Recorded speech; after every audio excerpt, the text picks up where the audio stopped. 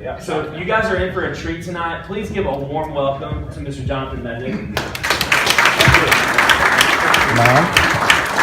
you guys hear me? You good? Okay, hope everyone is doing well. Happy to be here. So many familiar faces, so I'll just get right to it, making sure that this is working. Okay, I guess a little over a month ago, when Brian came to me and asked me to come speak, I had to ask myself, what in the world am I going to talk about? After all, since AlaREIA has been started, there's been some really great speakers who've come up here and spoken. I want to do my part.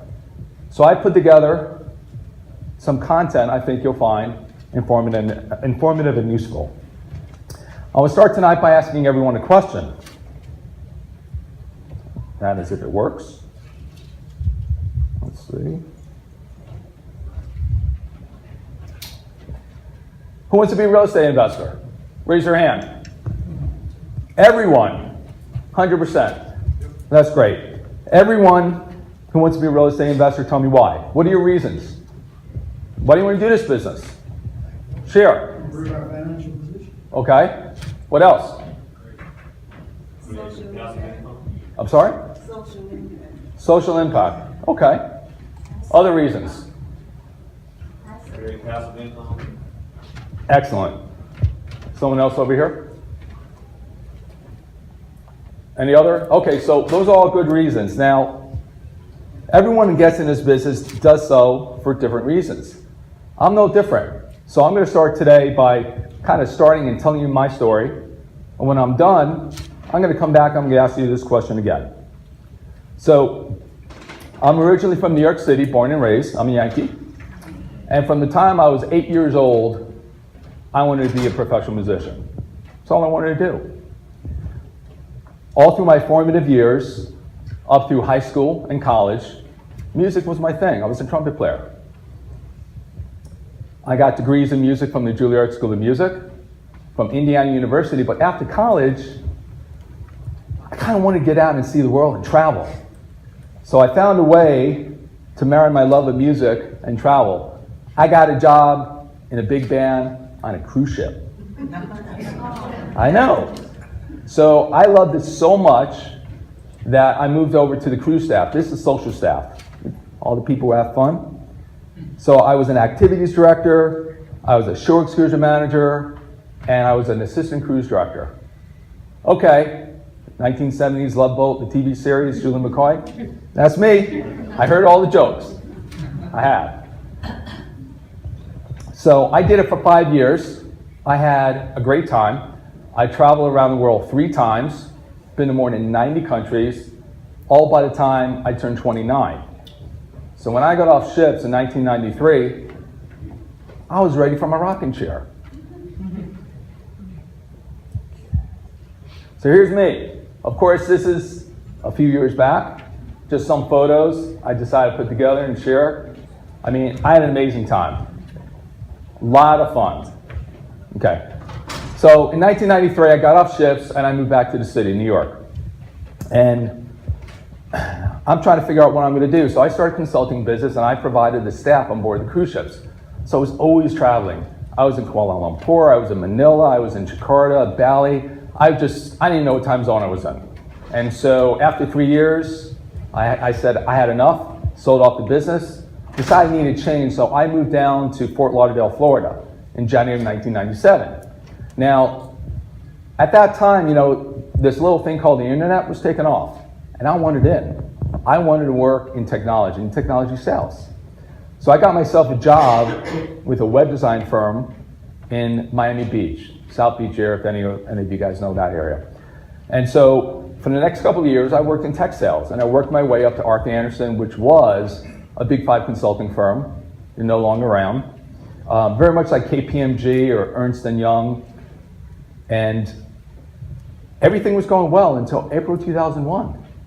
And the dot-com boom became a bust. And I found myself out of a job.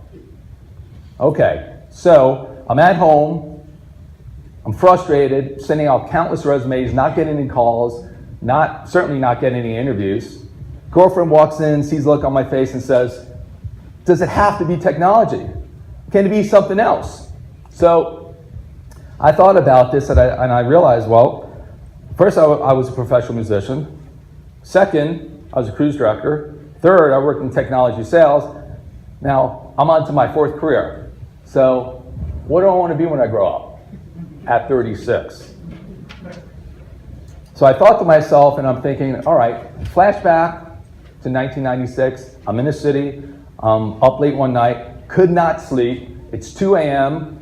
I turn on the TV, infomercial pops up, and it's this guy, Carlton Sheets. You guys remember him? Yes. Yeah? I mean, we're all watching shows, right? They were great. I'm Jack. I'm watching the show. I'm thinking, this is great. At 3 a.m., I'm like, yeah, I'm going to order this. I call up, and 3 a.m., they answered. I was surprised. So I ordered the course, and it was this course I bought, $180. And I got it delivered a few weeks ago. But I got distracted. So when I got it, I just threw it in a box. I forgot about it. And here we are back to April 2001. I'm thinking, yeah, I remember buying this course in real estate and investing. Okay, let me go find it. Let me open it up, and maybe that's something I want to do. So I found the course, and I realized that I never even opened it. It was in its original shrink wrap. So I'm like, okay, let me try it. So I opened it up, and I got to work. I went through the course. Now, while I was going through this course, this was my introduction to real estate investing, Carlton Sheets. I don't say it a lot, so let's keep it amongst ourselves, okay? So while I was going through the course, I went to the local REIAs, very much like this one. There was one in Fort Lauderdale, one in West Palm, and one in Miami. And I went there to do what you guys are doing, to get educated by the speakers. Because, Brian's got some amazing speakers that come in and chat with you guys. So I needed to figure out, okay, what can I do? What's the strategy? Who's doing what? And I wanted to build my buyers network. So earlier people were raising their hands who the wholesalers are. So be able to connect with those guys and also to connect with the buyers so I could build that list. I also wanted to find out from a lot of the wholesalers what the hot areas were so I can target those areas when I get ready to figure out what I'm going to do. And lastly, I wanted to connect with all of the ancillary services that would support my real estate endeavors, like the guys in the back of the room, the title companies, insurance carriers, the hard money lenders. All these guys are here, and they're vital to the success of what we do. Now, there were 2 takeaways with Carlton Sheets that I implemented. And his first suggestion was an easy way to find properties was to target a neighborhood and drive around and look for vacant, abandoned houses. And that's what I did. Now, a lot of you guys will put flyers in the door, and when I found one, that's what I did. I had a marketing flyer, I buy houses cash, I had bullet points, I'm like, okay, I'll just put it in the door, and I also sent postcards to the addresses, hoping that they would get forwarded, and I would get a call. Now, the second takeaway that he suggested was to work with a bird dog. Now, a bird dog is someone who lives in the area and they know everyone. They know all their neighbors. They're a chatty Cathy. I mean, they're in everyone's business. So I found Belinda. Now, Belinda found me a 2-bedroom, 1-bath house in Hallandale Beach, Florida, which is a suburb of Fort Lauderdale. Now, this was an estate sale, and there were 8 family members on the deed, so it took me 3 months to get this deal done. It wasn't easy, a lot of heavy lifting, bringing all these family members together. Here's the house. That's my very first flip ever. It took me, when Brian told me to come in and do this course, teach tonight, it took me probably an hour to locate it because I have so many files. Piece of junk. I mean, it was a gut job. I mean, it really was. And here's what it looked like when the rehabber was done with it. Did a good job, right? Sold it for $110,000. Now, it looked good back in 2001 or, late 2001, but I don't know what it looks like today. Could look like it originally did, who knows? All right, so here's how the numbers break down. I got it under contract for $20,000. I signed it for $38,000. I made $18,000 on my first deal. You guys are getting goosebumps. Wow, that's good. $18,000. Now, while I was going through this deal, I'm sitting at closing and I'm sweating bullets. I'm nervous. I never wholesaled property before. I'm figuring I have my assignment agreement. I had everything done right. And I'm sweating bullets and I'm thinking, this is not legal. I'm going to jail. I'm waiting for a policeman. He's going to be outside the door. Anyway, got through the closing. I walk outside with the check for $18,000. I'm in the parking lot. I'm staring at this check, and I'm not excited. You think I would be. Because the first thought I had was, can I duplicate this success?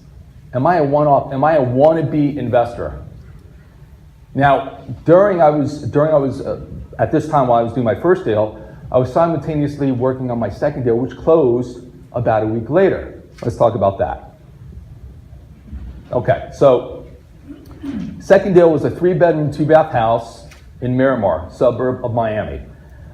Now, at the time, I subscribed to an online service where I would be notified when the bank filed a foreclosure action against the homeowner, which was called a list pendants. I would get these notifications, and a lot of investors in here, me included, we would just send flyers and postcards. Nuh-uh. I would go out and knock on doors. And if they weren't home, I stuck a flyer in the door. So I did it with this couple. They found the flyer, they called me up. Now, they both lost their jobs. They were done, they were leaving South Florida, they were out of there. They didn't care if there was equity in the property, they just wanted out. So I was in and out of this deal in 3 weeks, and it closed about a week after my original deal. Here's the numbers. Got into contract for $120,000.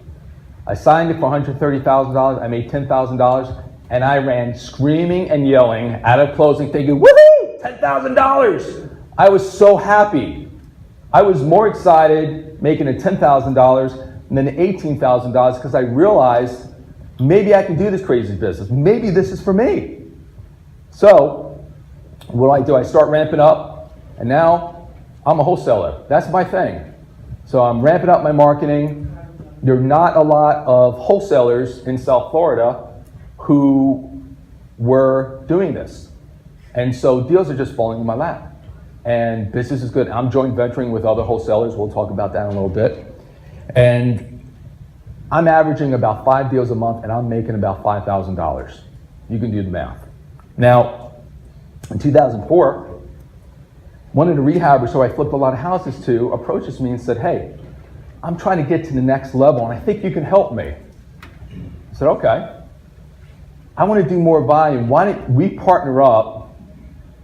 You handle sales and acquisitions and I'll handle the renovations. I thought, this is interesting because keep in mind, for 3 years, I was just wholesaling. That was my whole world. That's all I knew. And I knew I needed to take the next step, and this was the way I was going to do it. So we agreed, we partnered up, brought another friend in who was a realtor, and we got together and we started fixing and flipping houses. Now after our ramp up period, we were doing about 3 houses a month, making about $30,000 on a flip. And I was still wholesaling houses, so money is pouring in. I'm having a great time. I'm living on the beach, I'm windsurfing down in Key Biscayne on weekends. I'm just loving life. The market down there was so crazy, still is, that is if there's a market to go back to, that we get a house under contract thinking when we're done with this house, we put it back on the market, $160,000 we can sell it for. We buy the house, we renovate it, we're checking the comps to list this house. Now we find out we can sell it for $185,000. That's how crazy the South Florida market is. Still is today. But then, 2007 crash happened. Now most people think, well, 2008 crash is when it happened, but that wasn't the case. It was precipitated by the real estate market crashing in 2007. So things get nasty, you can see. We had some high-end retail properties on the market. We couldn't get sold. Buyers dried up, no lenders were to be found. And by the time we sold those 2 houses, we took over a $200,000 hit. I lost 3 houses to foreclosure. I was doing what's called a pre-construction flip. Very risky, and it's speculating. You buy the house, you buy the lot, you build the house, and when you're done building the house, you're banking on appreciation going up so much that you can flip it for 25, 30% of what you're into it for. But now value's dropped in half. I couldn't sell these houses. And I couldn't get them refinanced. The banks wouldn't let me. So what do? Deed in lieu of foreclosure. Gave them back to the banks. I said, I'm done. Now I was still on the hook for the mortgages. I just could not afford to pay the notes. Parting gift, one of our partners embezzled and stole $60,000 from the bank account. That wasn't fun. And so I'm coming out of pocket covering losses, and I'm running out of money, and I am on the verge of bankruptcy. And the financial strain was so great, I'm getting a divorce. Was not fun. When the smoke cleared and the dust settled, I was $1,519,663 in debt. I can hear a pin drop. Who wants to be a real estate investor? See, some brave souls. This is good. I like that. Okay, so I tell you this because real estate investing can be very risky. I mean, it can be. And if you don't come into this business with your eyes wide open, a couple of deals that go sideways, financial ruin awaits. You have to know what you're doing.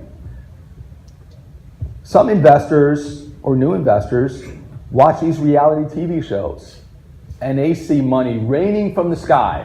I could do that. So they go to a seminar or they spend a day and they come out of it and suddenly they got the cape on and it's like, I am a real estate investor. It doesn't work that way. A lot of these guys on these shows have spent many years honing their craft, paying their dues, just like myself and all the other seasoned investors. Okay, so what do? I go back to basics. I go back to wholesaling. I just want to focus on paying my bills and try to pay down this massive, staggering, ugly debt. That's all I want to do. So in the last quarter of 2010, a group out of Los Angeles approaches me. They were getting my emails on my deals, and they were interested in doing a turnkey flip model in Jacksonville, Florida.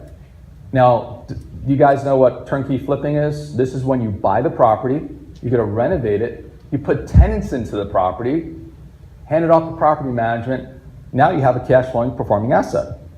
And now you mark it up on what you're into it for, that's your flip, and that's your profit. That's turnkey flip. So these guys were doing it quite successfully in Michigan. And they said, we want to start up operations in Jacksonville. And Jacksonville is about a 6-hour drive north from me, but I'm like, what the hey, why not?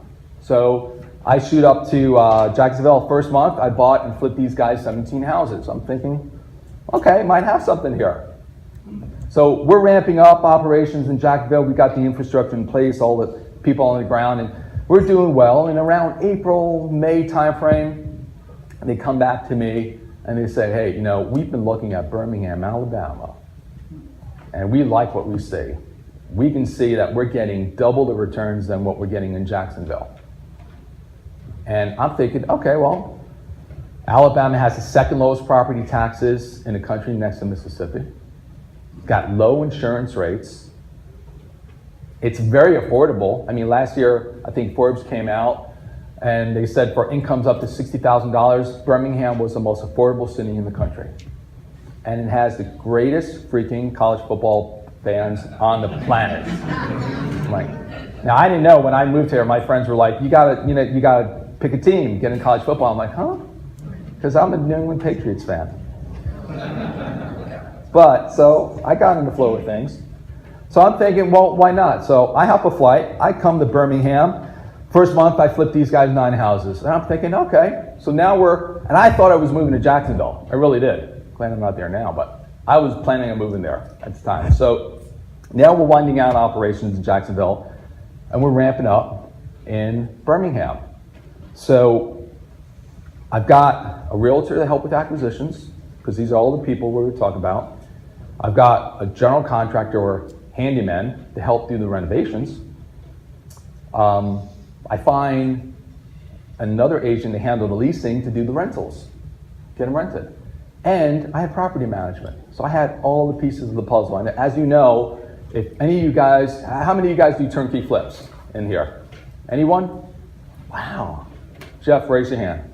Just one. That's good. That's my partner. We'll talk about him. So I'm thinking, that's a lot of moving parts. A lot of people got to rely on. And I'm in Fort Lauderdale. I'm 800 miles away. If something goes wrong, what am I going to do? So logistically, it was a challenge.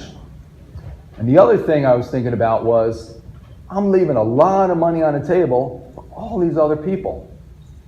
So I'm thinking, if I move to Birmingham, logistics are solved, and all that money comes back to me, and I can double and triple my monthly income.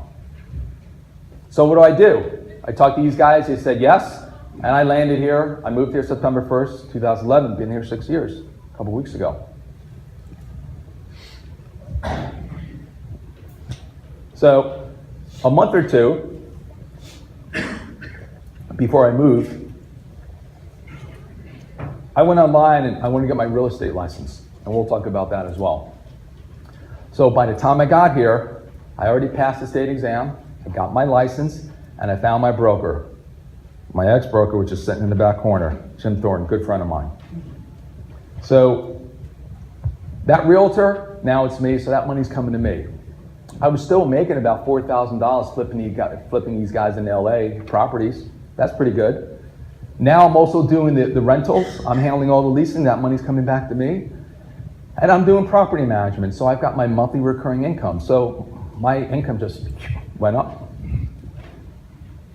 Now in 2013, 2 years to the day I had an active real estate license, I now qualified to get my broker's license. So I took the state exam, passed it, and I opened up Real Equity.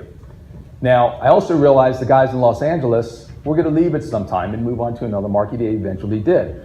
So like sales, like we all do, we have to feed the trough. So I had to go out and I had to find other investors and other investment groups, and that's what I did.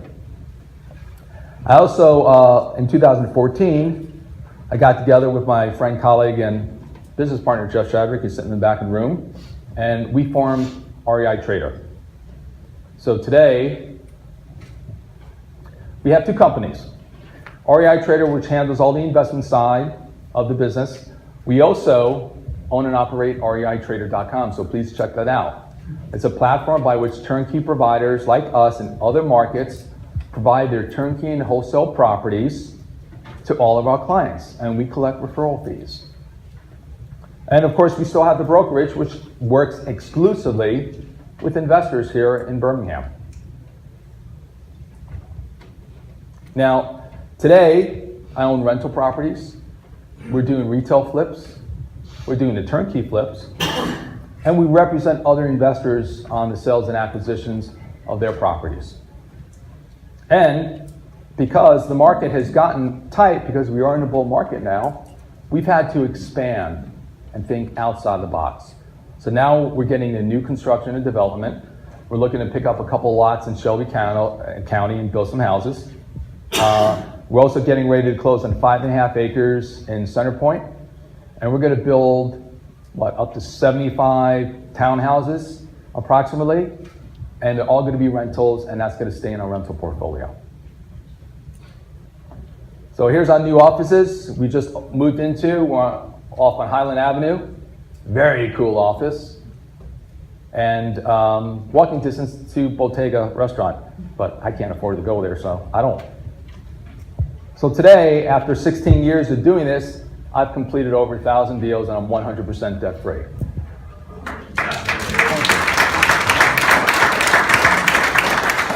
So rags to riches, to rags, to riches.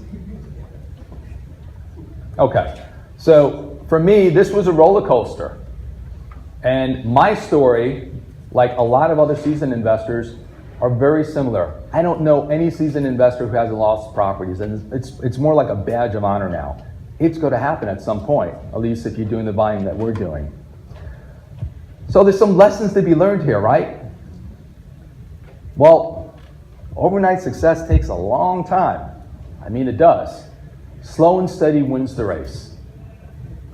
You got to believe in yourself. You know, that is really corny, but believe me, it's true.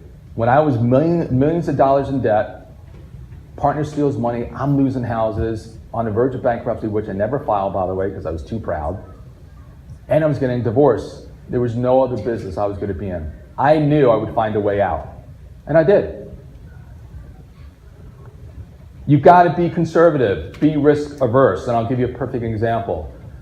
We were looking at a house over in Crestwood. You guys know Crestwood, very hot area, and they wanted $80,000 for it. It was like $50,000 in renovations. And the house right next to it sold for $230,000 a few months ago. The stars aligned. The numbers made sense. It was a great deal. The problem, railroad tracks right there in front of the house. And the crossing was right on the corner. We couldn't pull the trigger, so we passed. Another investor came in, bought the house, renovated. A few months later, they sold it for $230,000. Now, in hindsight, I would have made the same decision because it could have gone the other way. I would have been okay with that. So if we lose a few deals to other investors because they're a little bit more aggressive, so be it. We have to find the right deals that work for us. So take your emotion out of it. You've got to listen to the experts as well. People in this room have been doing this a long time, like Brian and his team. Online, you know, people you count as mentors, even the sources in the economy, the guys who are the real estate pros in all these forums.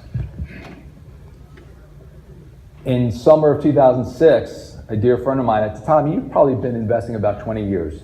The guy made millions. He was probably as close to a mentor as I've ever had. And he said, you know, I see the market shifting. It's time to pull back.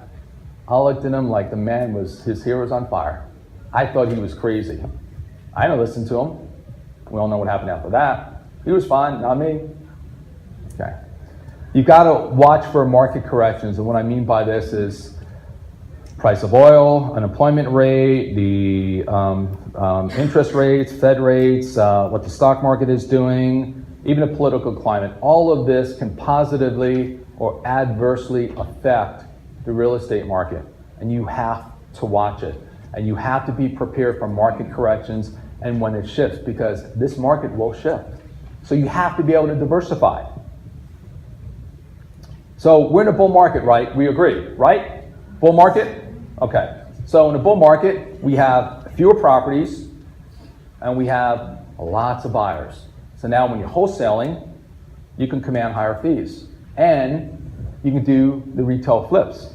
Happy days are here. But if the market goes south and you find yourself in a bear market, well, fixing and flipping can be fairly risky. Now, when I say fixing and flipping and retail flipping, it's kind of ubiquitous. It's the same thing. It's just, I may switch between the terms just so you know. So in a bear market, we're going to wholesale, but the fees will be a little bit less because we have a lot of inventory and a few buyers, and we're all fighting over those buyers. Well, because price had depreciated, well, now you could do turnkey flips. And you can buy and hold for your own passive income, your own rental portfolio. And when I got here, I mean, we were picking up properties for $11,000, $12,000 in Center Point. And now, I mean, we just went to contract today on a property at $44,500. Needs $6,500 worth of work, but Jeff will tell me tomorrow if we're going to pull the trigger or not. Okay, so on to our topics. All the fun start. Okay, wholesaling. Now, a lot of people, and I'm sure Brian has a lot of courses and have talked about wholesaling ad nauseum. I mean, there are thousands of podcasts and forums and there's webinars and there's seminars. And it makes my head spin on how everyone could suddenly just teach wholesaling. So I'm just going to give you my high-level overview of how I see it. And this will be a 5-minute intro to wholesaling. How many are new to wholesaling, have never done a deal before? Okay, how many have done one deal? More than 5 deals? Okay, good. Okay. If you're new to this, wholesaling is where you start, like myself. You have a low barrier to entry. All you need is a good contract and a good assignment agreement, understand the mechanics, and you're golden. You move forward. It's a minimal investment. You're going to do bandit signs around some neighborhoods you're going to target. You're going to send out postcards and letters. You might have a service that gives you the ability to all these mass mailings out. So it's a minimal investment. It's low risk. You put up a couple $100 to tie up a property. It sits in escrow with the closing attorney. You're going to get that money back at closing. And then it's a quick exit. When you show up to closing, you get your assignment fee. You never appear on the deed, and you're out of there. You're on to your next deal. Now, if you're new to wholesaling, please do not have delusions of grandeur thinking, I'm going to fix and flip houses in a year or 2. Now remember, I didn't do it for 3 years. I really focused on wholesaling.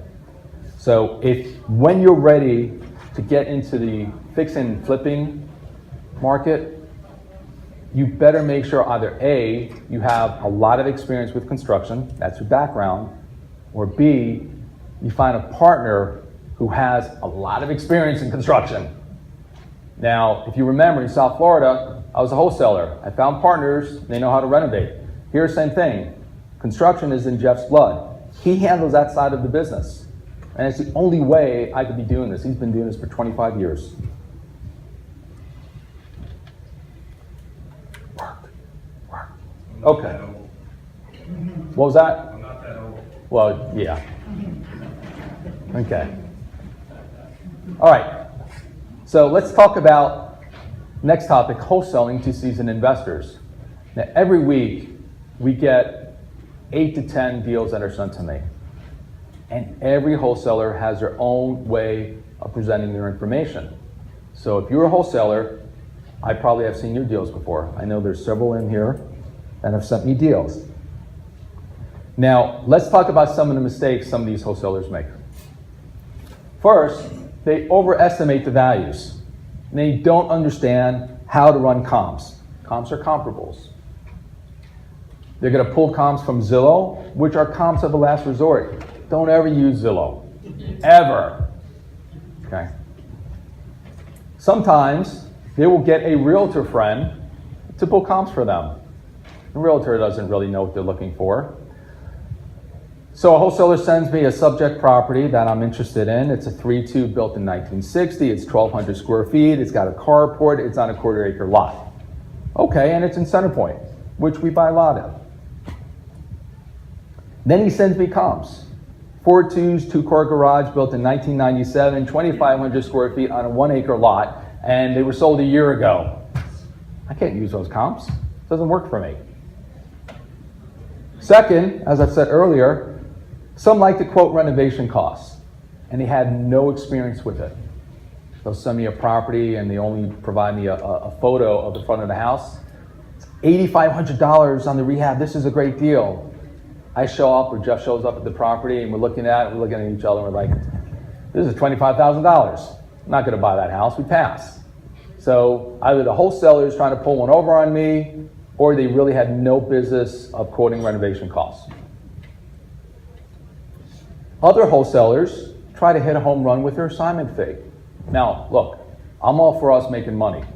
Whether you're going to make $500 or $5,000 or $15,000, I don't care. But the numbers have to work for me. Let me give you an example. I had a wholesaler out of state. I think he was out of Dallas. He sends me a multi-unit. $950,000. I'm thinking, okay, I'm running the numbers. I'm looking at a P&L statement, the T12, I'm looking at the leases. I've been out of the property, it's 100% occupied. I'm trying to figure out what our returns are gonna be. And I'm thinking, I could do 910 on this house. That's my offer. I go back to him, that's my offer. He comes back, he says no. Can I ask why? Well, I'm only making $10,000 signing fee. You see, he picked it up for 900, and he wants to flip it for 950 and make 50,000. And he thinks because it's a big ticket item, he's entitled to a $50,000 signing fee.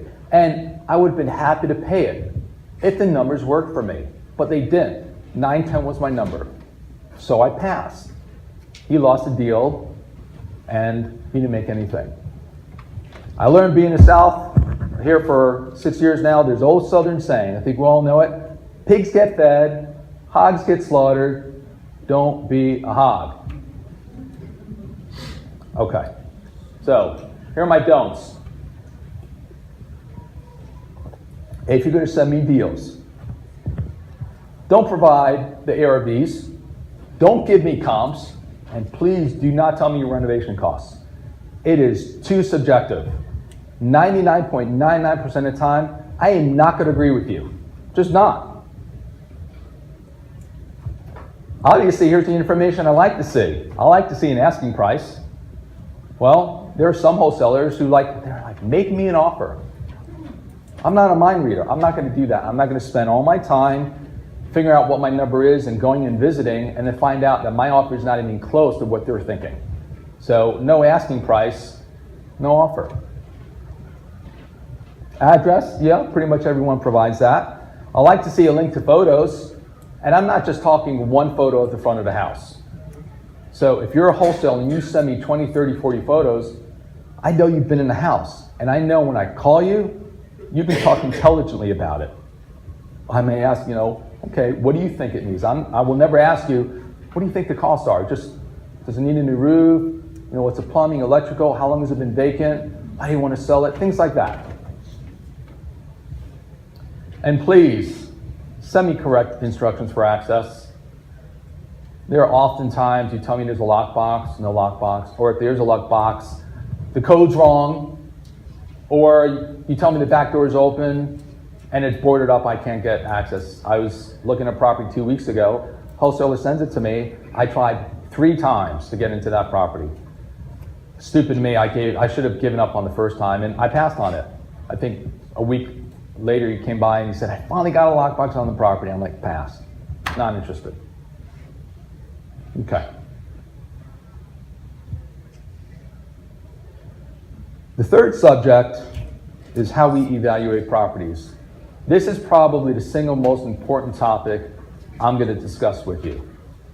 I'm going to give you a lot of information in a very short amount of time. Make your head spin. Now, first and foremost, we have access to the multiple listing service, the MLS, and that's where we run our comps.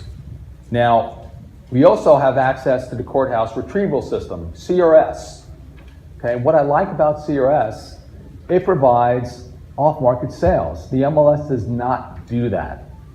Okay, so we'll run blended comps between the two.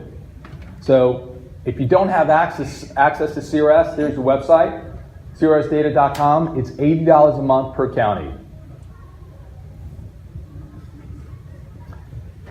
I'm going to go about 3/4 of a mile radius outside the subject property when I'm running my numbers.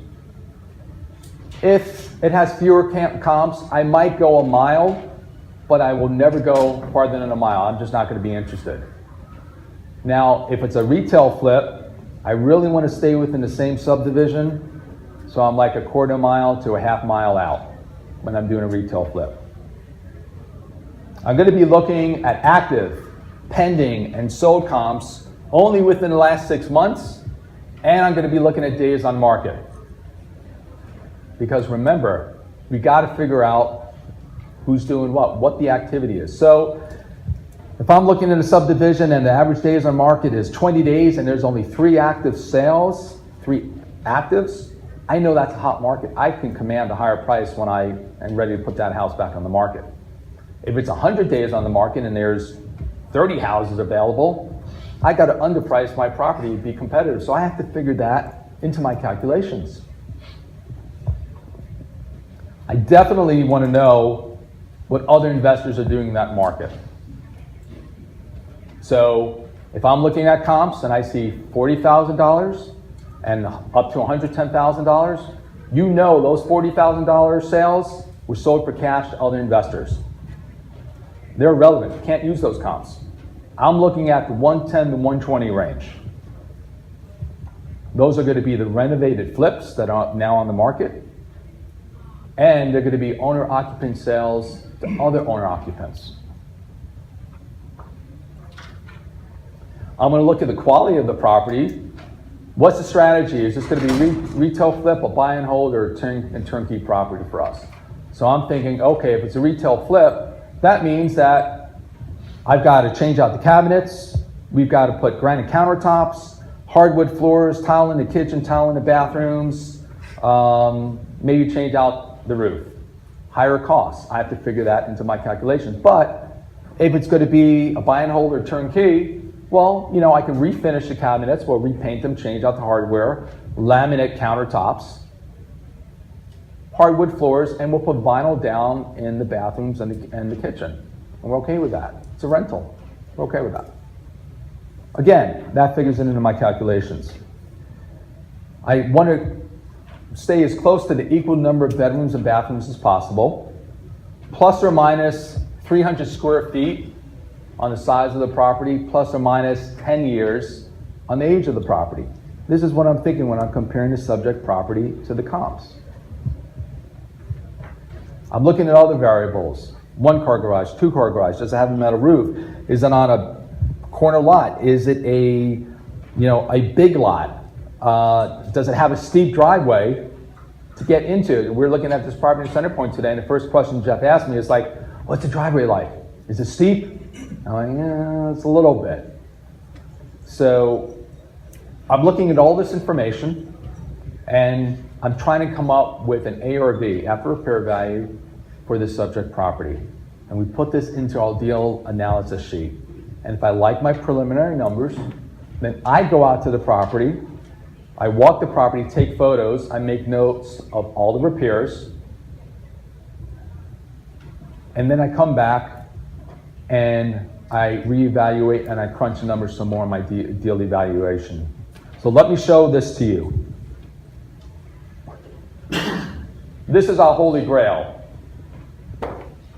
Now, this is going to tell me everything I need to know about the property. It's going to tell me what my max offer price is going to be. And sorry, it's a little small, so I'll kind of talk you through it. It's going to tell me what my returns are going to be, what my profit is going to be, and what my potential exit strategies are. This tells me everything. Okay, so I put together a sample for you so you can see, oh, this thing works. That is so cool. All right, so we got our comps, a link to the comps. We also have a source sheet where we found the property, and this one was off the MLS. And we have a link to the photos that I took. So when I go through my analysis and I put all the numbers, I send it back to Jeff, we review it, and if he goes out to the property, if he agrees with the numbers on the rehab, we pull the trigger and we're going to buy that house. Okay, so here, the seller was asking $35,000. We picked it up for $30,500. There's $23,000, move over here, in renovations, so that's added to the project costs. And you see there's a $900 deduction from the project costs. That is a commission that Real Equity picked up as the agent. We'll talk about that in a little bit. So we're into this property for about $59,500 and change, roughly. Now, we know we can rent this property for about $975 a month. That's going to give us a cap rate of about 12%, which is pretty good, don't you think? Right? And we're going to see a cash flow, a yearly annual cash flow, of around $2,500 and change. So this is a good buy and hold property for our portfolio. Well, it fits. Now, if we want to do a turnkey flip, we know we can sell this house for $95,000. And we know that all in, we want to be 70% max of after repair value. And right now, you'll see we are at a little under 64%. So we're 6% below our max, so it's looking good. And our turnkey profit is going to be about $28,000 and change. So now, this is a turnkey flip. Next, if you want to flip this retail, we could sell this for $99,000. And all in, we want to be max 75% of ARV. And you'll see we are at 60%. So we are looking really good on this property. Our profit potential on a retail flip is a little less than $32,000. So now it's a retail flip, possibly. Next, we have what's called wholesaling. You guys know what wholesaling is? Okay, wholesaling is when you buy the property, you close on it, and you get to do some minor repairs. You're going to flip it to another rehabber who's going to finish it out. So we bought it, and we put about $5,000 worth of work into it. We'll do the trash out, we'll clean it, make it look pretty, lipstick on a pig. And we have about $5,600 of closing costs and holding costs. We know we can sell it for around $51,000. And at $51,000, minus the $5,000 off the $23,000 to $18,000 rehab plus holding costs, the rehabber we flip it to, they're going to be into it no more than a little less than 75% of the retail flip ARV. You guys are with me, right? I hope. Okay. So at $51,000, we'll sell it and we'll wholesale it out. Our profit on a wholesale is a little less than $10,000. And last, if we just want to wholesale and make a quick $5,000, we can do that. So now, I know what my returns are, I know what my profit is, and I know what my exit strategies are. We actually sold this property to an investor. It's already under contract. You guys know which strategy we chose? You want to take a guess?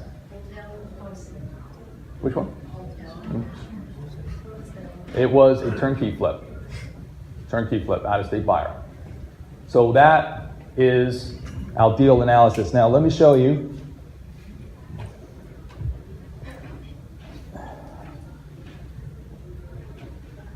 That's a lot of information. And you know, I see a lot of heads about to explode. And that's a good thing. So let me give you some basic offer guidelines for you. Our offer price is always dependent upon the cost of renovation, holding costs all in. So if the house has an ARV of $100,000, we need to be all in at 75% max if we're going to retail flip that house. Okay? And that's for up to $150,000. If the price is up to $250,000, it's going to drop to 70%. If it's $250,000 above, well, it's going to drop to 60% or less. Why? Higher risk, more closing costs, more holding costs, more commissions to pay out. It's risky. So we're always thinking if the market shifts, can we still sell this property and make a smaller margin, but at least make a profit, or can we at least break even? And that's our thinking. Okay, so on to the next subject. Let's talk about getting your realtor's license. Now, there's a couple of people in here that I'm sure I've talked to and about getting your realtor's license. Let's see a show of hands. Who are realtors in here? Who are licensed? Great. And how many of you are active investors? Okay. 4. Great. All right. The biggest benefit is you get access to the MLS. For that reason alone is why you should get licensed. You get easy access to the properties. How many of you guys who are not licensed have to call the agent, say make an appointment, and then you're sitting at the house waiting to get access? You know, if you're licensed, set up a showing, you go yourself, you get access. I never meet the agents, ever. You can earn a commission when you're the buyer. Like on the last property, even though I'm a principal in both REI Trader and Real Equity, I got $900 commission that came back to us. So that's money that's saved for you and your business. Now, Most of the banks don't care if you're the buyer and you're acting as your own agent. Although recently, in the last month or two, HUD changed that. HUD does not allow you to earn a commission if you are principal buyer, which is unfortunate. I think it changed like 2 months ago. You could also earn a commission when a wholesaler can't. Let me give you an example. Wholesaler goes out to the property, meets with the homeowner, and says, here's my lowball cash offer. And the seller says, no, not a chance, not gonna take it. I go out to the property and say, here's my lowball cash offer, and he says no, and I say, but wait, there's more. If you won't take my cash offer, let me list your house, because I work with a lot of investors. I'm confident that I can sell this property in as-is condition for you. So when I walk out of that property, I either have a contract to buy the house for cash, or I have a listing agreement, and I'm getting 6%. And most likely I'm going to be splitting it with another agent and get 3%. But 3% is better than what the wholesaler is getting, which is nothing. I'm happy to list that property. So if you can't wholesale it, you list it. And of course, when you do meet with them, you do disclose your broker or your agent. I mean, you have to. We always try to do the right thing. But the key is to provide them with options. Wholesaler walks in, he has one option, and that's it. Can't hit your number, he's out the door. You want to provide options. You can also represent other investors. Recently, I did a couple of renovated flips because there's a lot of investors who I work with. We're in no way involved in their renovations, but when they're done, they bring their deals to me and I list them for them because we think alike. And I listed a couple of houses in Center Point in the 360 range. And in 1 month, I made $18,000, $9,000 off each deal, just for listing it and helping them sell it. Today, we just got a contract accepted on a multi-unit for one of my out-of-state investors, and it's a $400,000 purchase price. I'll make 10 grand. I mean, that's easy money, right? You've got the buyers. You'd also represent friends and family. I mean, it's okay to do some retail sales, right? How many have done retail sales as agents? Who have done retail sales? A few here. Okay, good. So why not represent your friends and family and just, when things are a little bit thin, be an agent? Recently, we had some friends who were looking for their dream home. I helped them find it. They bought it. It was $750,000 sale. I made $19,000. Why wouldn't you get licensed? Well, let's talk about some of those reasons. Time commitment. It's a lot. You have to do 60 hours of pre-licensing. You can do it online like I did. I would not go to a course at the school. That will take forever. Do it online. And then once you get licensed, you get your temporary license. And for all intents and purposes, you are now an agent. But you have 6 months to complete post-licensing of 30 hours. And then every 2 years, you have to go through continuing ed, and you have to do at least 15 hours in continuing ed. So it's a big time commitment. But I will tell you, after all the years of doing this, it filled in a lot of gaps for me. I thought it was valuable. It was a plus for me. I enjoyed it. Some of it was complete and utter nonsense. 2 + 2 equals... That's it. That's the course. You've got to split your commission with your broker because remember, your broker is responsible for all of your actions 100%. So 50-50, 60-40, 70-30, that's usually the typical splits. Then you have expenses. You've got course fees, licensing fees, MLS quarterly dues. You've got association fees. All this adds up. So it's an investment in your future. And lastly, and this is why a lot of investors won't get licensed, because agents and brokers, we are highly regulated. We have to adhere to the Alabama Real Estate Commission. Now, I consider myself an investor first and a real estate broker second, but I don't do anything that is going to jeopardize my license. Will not do it. A lot of investors like the fact that I'm a broker because, they always think, oh, you're an investor, what are you doing? But we have to follow the rules. So if you're getting licensed, and we tell a lot of investors, come hang your license with Real Equity. We do an 80-20 split. We pay all the expenses. We pay the insurance. You get free Wi-Fi. You get to hang out in our really cool offices. You know, we'll get cappuccino machine for you.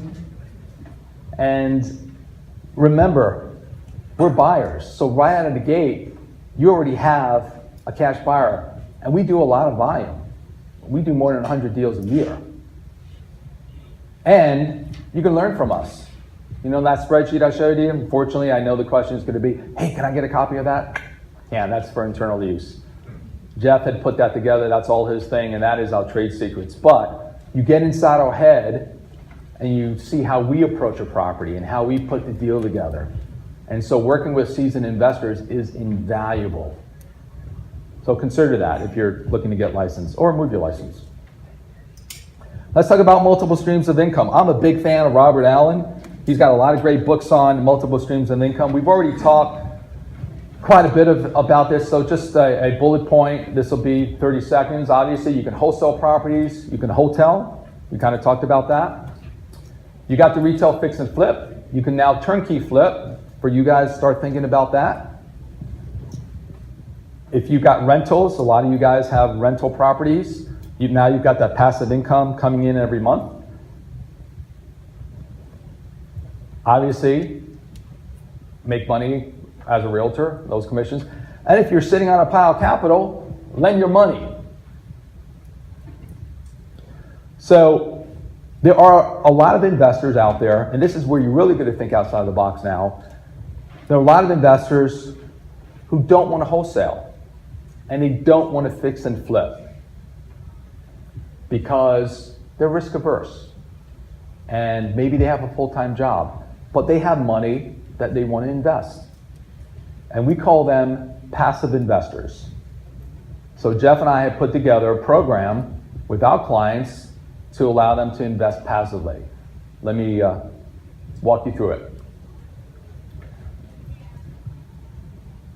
The first option is our passive investor will provide an interest-free loan. They're a lender now. And they're going to fund the turnkey project. So we go through the entire process, put the tenants into them, hand it off to property management, and now they have exclusive first right to buy that property. And they get $5,000 discount off the price. And we throw in a $500 home warranty. Second option, 10% interest only. They fund it, we turnkey it. They still have exclusive first right, but no discount on the price. And they still get the home warranty. Third, they could lend their money short term. 12% interest only. They're going to fund the project. They receive their accrued interest, which is paid out when you flip the house. And so the funds are returned to them plus their profit, or they can roll it in to one of our next projects. And lastly, they can lend their money long term. This is when REI traders going to retain ownership. We want to keep that property in our rental portfolio. 7% interest only. It's a 10-year note, amortized over 30 years, and we guarantee we're going to hold it for a minimum of 6 months.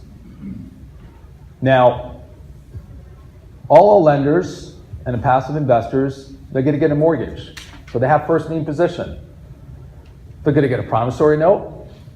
They're going to get a lender's title policy. And they're going to be named as additional insured on the insurance policy. So they're completely 100% protected. So when we sell that house, they are the first one to get paid. So that's the way you can passively invest. Okay. The next one is talking about building your empire. And these are for the guys who do a lot of volume on the retail flipping side. So I just want to kind of quickly go through the infrastructure that you're going to need at some point. Now, we outsource a lot of this. We have a lot of virtual assistants who do this for us. You're going to need a sales team. Right now, it's me. I'm out there every day. I am thrilled when I can go out and I can chase a property to hunt. That is my adrenaline rush.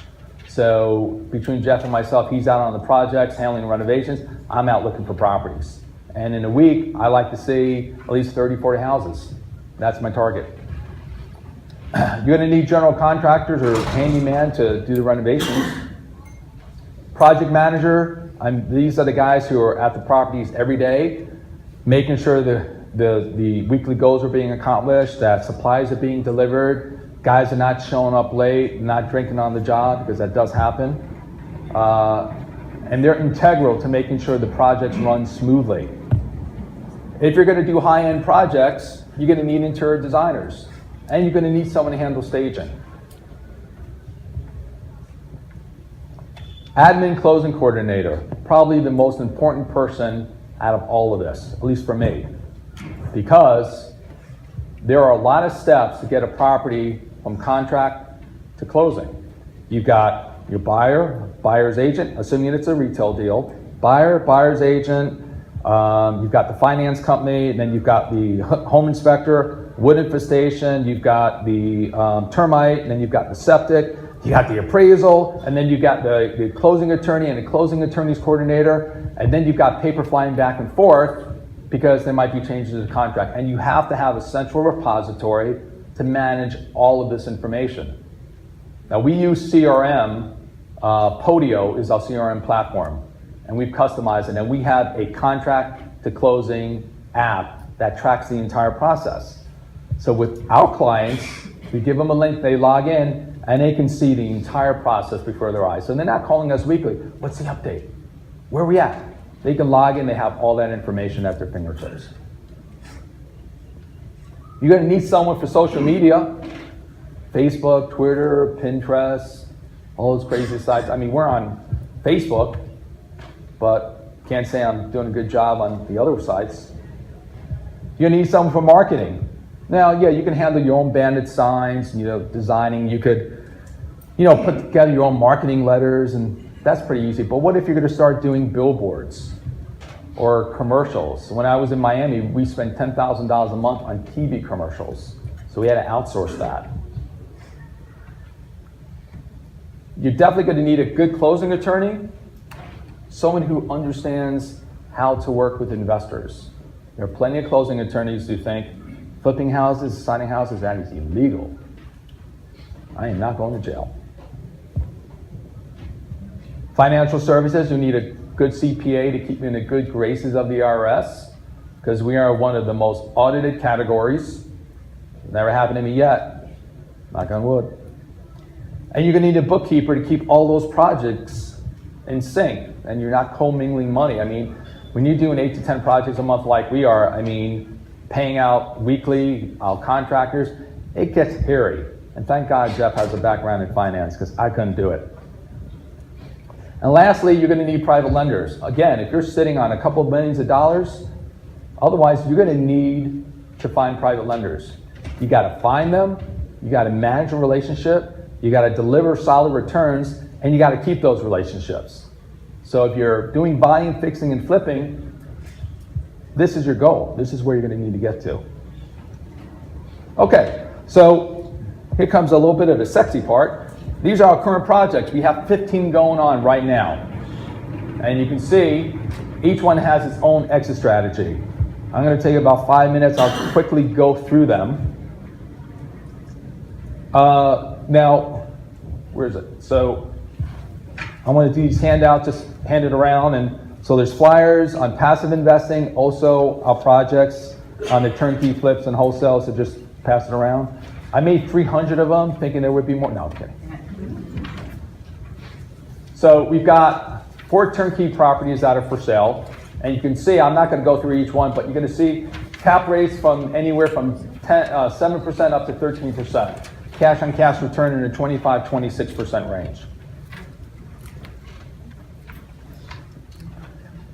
We've got 3 turnkey properties that are under renovations that are also going to be for sale.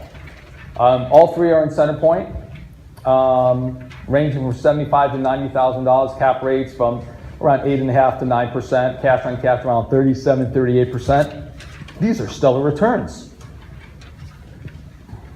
Then we have wholesale property. I just picked this one up today, just went into contract. This is in Crestwood. We all know how hot Crestwood is. So remember when I was telling you before about, just give me the facts? Well, here it is. There's the address, 613 62nd Street South.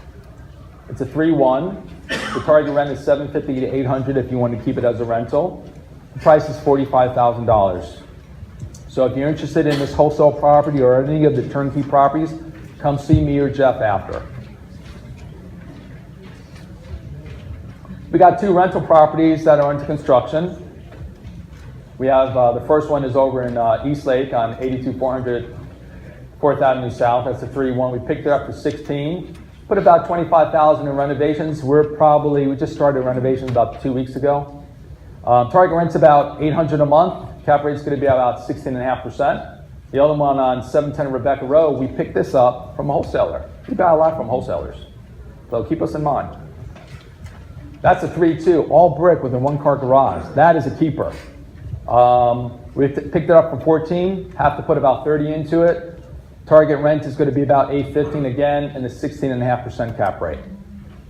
Now, I kind of threw out cap rates and I threw out cash on cash returns. So very quickly, let me show you how to calculate the returns. Your gross cap rate, you take your monthly gross income times 12, and you divide that by your total purchase price and closing costs. That gives you your gross cap rate. Simple enough. Your net cap rate, you take that gross yearly cap rate and you knock off approximately 30% for expenses. You got your taxes, you got insurance, property management fees, vacancy rate, deferred maintenance, all that is going to come off of it. That's going to give you your yearly net cap rate. Divide that by your total purchase price and closing costs, and that is your net cap rate. And lastly is your cash on cash return. This is when you're financing, you're leveraging the bank's money. You're going to have that yearly net cap rate divided by only the amount of money that is coming out of your pocket at closing, which is typically 20% plus closing costs. So let's assume, for example, we're going to sell you a house for $60,000, one of us B plus C class properties, and you got to come up with 20%. That's $12,000, and assume you got to put $3,000 in associated closing costs. That's $15,000 divided by $60,000, 25% cap rate on cash return. And that's how you calculate your returns. Okay, sexy part. I'm only going to show you 2 properties because I know we're running out of time. So these are before and after of some of our properties that we recently sold or about to sell. 4574 Trustful Clay Road. This is a 4-2. We picked it up for about $107,000. Associated costs into it. When I say associated, I mean all in with renovations, holding costs, things like that. Put about $90,000 into it, and then an additional a little less than $23,000 in holding costs. That's a little bit more, but we had so many projects, we had to sit on this house for a little longer than we wanted to. And you can see it was just super outdated. It just sat for a year or 2. Here's the result. We converted it into a 5-bedroom, 3-bath, new roof, new electric, new windows, new plumbing, new kitchen, new bathrooms, all granite. Nice sunny open floor plan.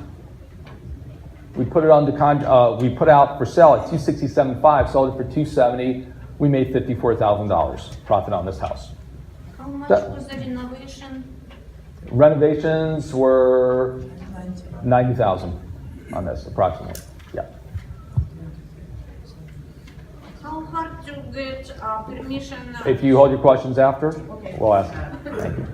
So here we are. We're over in Pinson. We do a lot in Pinson, like that area, especially for flipping. Maybe a few years ago you couldn't really flip in Pinson, but now you can. 1425 Maryland Drive, a 3-2, basic bread and butter, split level with a 1-car garage. It just needed updating. Paid $61,800 for it, renovations $27,000, costs a little less than $10,000. Again, it just needed updating. Here's the result. You can see the relationship with the other property, nice open sunny floor plans. Now the difference with this one, we didn't have to gut the kitchen and the bathrooms. We put granite countertops in, but we were able to save the cabinets, paint them, change out the hardware, so we saved there. We put it on the market for 114.9, sold it for 114. Actually, tomorrow's the closing. And we'll net out about 15. Low skinny deal for us, but for the bread and butter, we're okay with that because we do volume. So we're okay making 15. Okay, let's look at some of our retail flips under construction. Get you excited about these. I'm always excited. 3909 4th Avenue South. This is over in Avondale.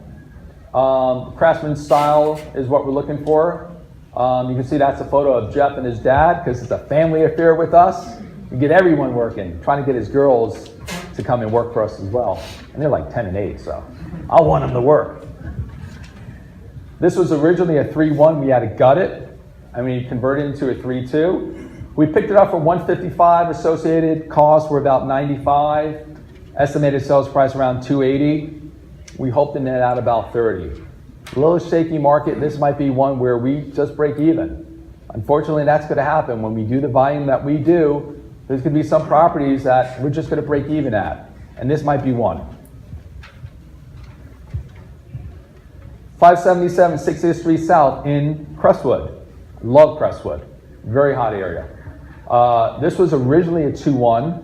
Again, we gutted it. We extended the back. Let's see here. You can see that. We extended the back, and we converted it into a 3-2. We picked it up for $35,000, put about $85,000 into it, and estimated sales price around $219. Our profit potential is about $100,000 on this one. 810 College Avenue over on Homewood. What I love about this house, it's in Edgewood. And you all know where that Edgewood is, right? It is 100 feet walking distance to Edgewood Elementary School. One of the best elementary schools in Homewood. And you could walk to all the stores and restaurants in the Edgewood shopping district.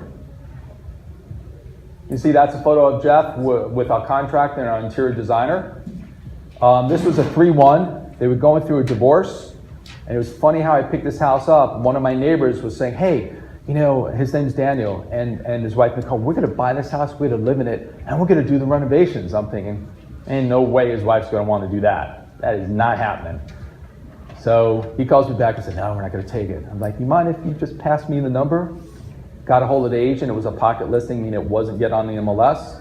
Went by, they wanted $320 for it.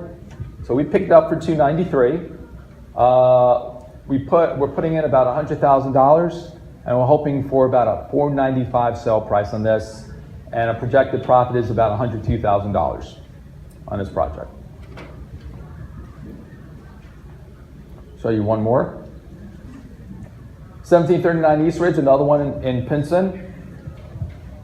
It's always funny because, you know, when we go into properties, I just love to walk in and I'm like, the smell of money. This is great because it's musty and you know you're going to make money. When I walked into this house, I'm like, the smell of money. And I'm ready to gag. It was so bad. We picked this up at auction and the owner occupants moved out a few days before, and it was disgusting. Literally, after doing this for 16 years and 1,000 deals, I'm always amazed by how some people live. It was disgusting. We had to send in our cleanup crew in hazmat outfits and respirators. That's how bad it is. So we picked this up. It was a 4.2.5. Picked it up for $30,500. Could have put about 60 into it. We're hoping for an estimated sales price around $134. Profit potential about $40,000. Almost wrapped up. So quickly, our services. If you're looking for turnkey properties, REITrader.com. If you're looking to buy or sell them, that's where to go. If you're looking for wholesale properties, we have those as well. You can see me after, I'll give you my card and you'll get on a mailing list. If you're new to renovating, well, and you need help, we'll help you renovate it and we'll help you sell it. We'll joint venture on the deal with you. If you have a renovated flip and you're ready to put it on the market, please consider Real Equity. I mean, we're a brokerage, we're investors, we think like you, and instead of 6%, we only charge 5%. And we'll get that property listed, we'll get it sold for you. If you got wholesale properties, please, we buy all the time. And if we don't buy it, we'll find one of our buyers and we'll joint venture on it. And lastly, if you want to lend your money and make some nice returns like a passive investors, you can do that as well. So, in summary, what it really breaks down to, there's essentially 4 pillars. You can wholesale, you can fix and flip, you can buy and hold, or you can be a passive investor.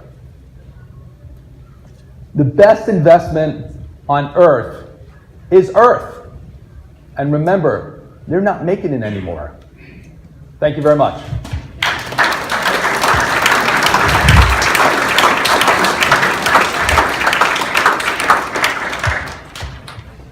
That's awesome, man. Thank you. Hey guys, I know you just clapped it up for him. He gave so much more than I thought he was going to. He really did. He gave you guys really good tips and secrets. Give him one more round of applause.